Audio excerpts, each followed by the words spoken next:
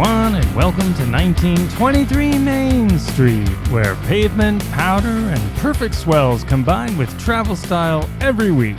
I am your host, Mike Belobradic, and today, from break to billboard, the question is, has surf style sold out? What happens when coastal counterculture becomes a global aesthetic? You know, surf culture once lived at the edges. Remote breaks, early mornings, salt in your hair, sand in your car. It definitely wasn't curated, and it wasn't understood by a lot of people outside of it. It was lived by those who got it early on. But today, with fast fashion and a global influence, it's a lot different. Today's surf style influences everything from streetwear to luxury fashion campaigns. It's hard to miss, and a lot of actual surfers struggle with this from time to time. But long before that, surf style was practical, sun-faded, functional. So what changed? Let's look back a little to the beginning, or at least the explosion of surf culture. Surf style was born from its environment.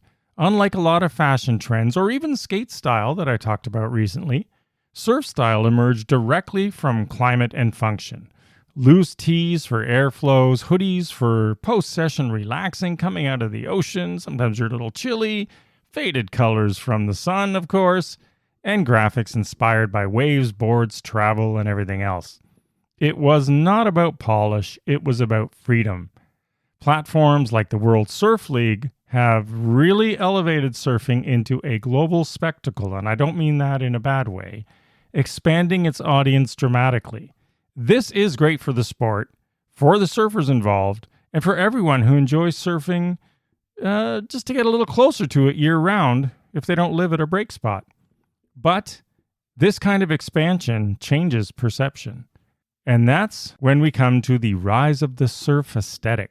Today, coastal is an aesthetic category as well, not just surfing, but coastal in general. There's a lot of crossover, though, and that's where things get murky.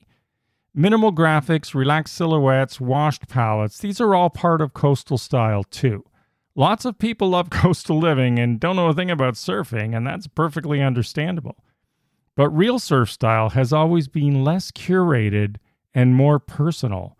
It's your favorite hoodie that you throw on after the early morning dawn patrol, that t-shirt that smells a little like salt water because you left it in your bag too long, or that tee that has a little wax on it that just won't come out and it's now part of the fabric of the shirt.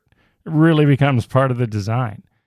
The appeal lies in effortlessness in all these things, and effortlessness can't be manufactured. And that's where we get to authentic versus imitated surf style. When fashion adopts surf style without the lifestyle awareness behind it, it risks becoming like a costume almost. A poser, really, you would say.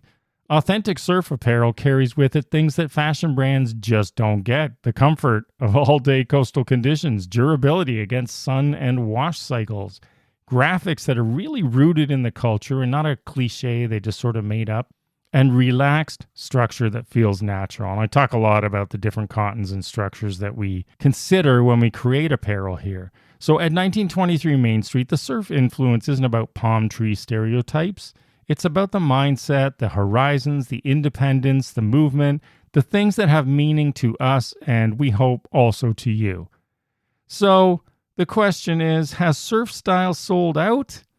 Not really, but it has expanded, and expansion creates this kind of noise that I'm talking about. The core of surf style, like skateboard and snowboard style for that matter, remains rooted in its authenticity. It belongs to people who value experience over appearance. And that's not to say authentic surf style can't be stylish. It's just stylish in a way that has meaning and history behind it. The clothing of choice reflects that for surfers.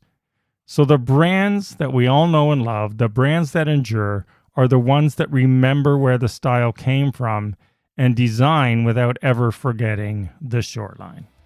All right, everyone. Thanks for listening. As always, follow along on social media at 1923 Main Street. Visit the shop at 1923mainstreet.com. I'll see you again next week, and as always, roam freely and ride boldly.